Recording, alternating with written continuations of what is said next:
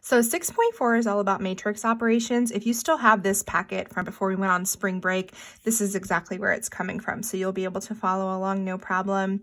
And so matrix operations are all about us focusing on adding them, subtracting them, and multiplying them by a scalar. So matrices have corresponding what do you want to call those? Like just terms, for example. So if I'm going to add these together, I'm going to add the numbers that are in the same position.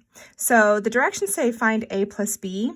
Well, I'm going to write this first one out. If I'm going to add -5, the term that it goes with over here is that +6. So I'm going to write everything out first, and then we'll come out with what the answer is. So then for the 0, I'm going to add 0 and -3 together. 4 and 2 would go together, and 1/2 and 3. Now the 1/2, you can keep it 1/2, but I kind of like to change that to a decimal. It's a little bit easier to think about. So let's actually add these together. -5 plus 6 is 1. 0 plus -3 is -3. 4 plus 2 is 6. And 0.5 plus 3 is 3.5. So this here would be our final answer. So pretty basic. So this is what we call a 2x2 matrix because it has 2 rows and 2 columns. Now in example B, this matrix has 3 rows and 2 columns. So this is a 3x2. Whenever we're adding these together, they must be the same dimensions. Otherwise, it's going to be hard for things to match up, right? So this also has 3 rows and 2 columns. That's what makes this possible. Well, if both of these have 3 rows and 2 columns, so is our final answer. So this time, I'm not going to write them out. We're just going to add them together. 1 plus -1 is 0. -1 plus 1, 0. 6 plus -3 is 3. Now, the order you add these in makes no difference as long as you add up the right terms. So 3 plus -2 is 1.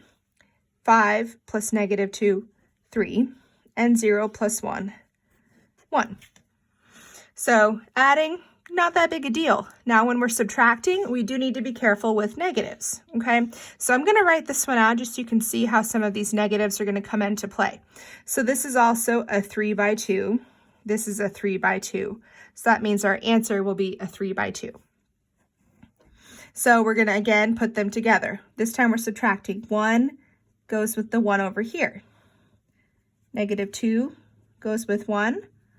-3 goes with 2. Let me give a little bit of space here.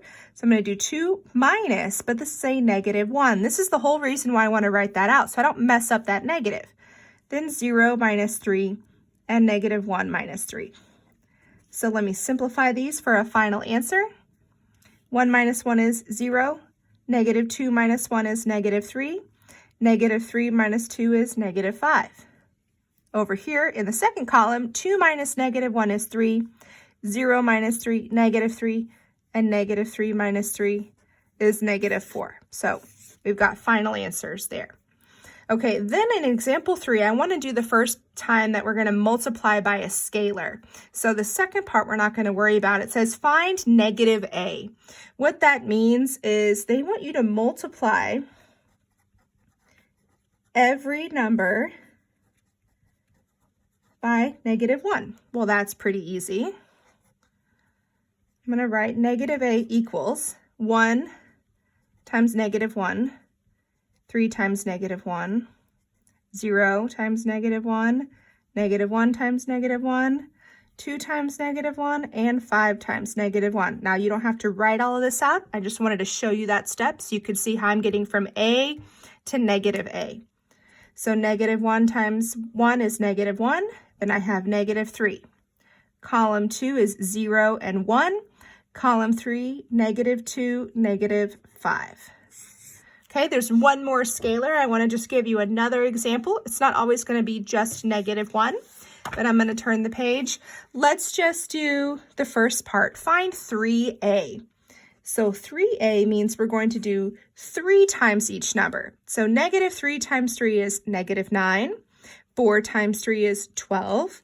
0 times 3 is 0. And finally, 5 times 3, 15. So honestly, pretty basic. We're just adding, subtracting, or multiplying by a number in front. So that's our final answer, and that's it for this part of the lesson.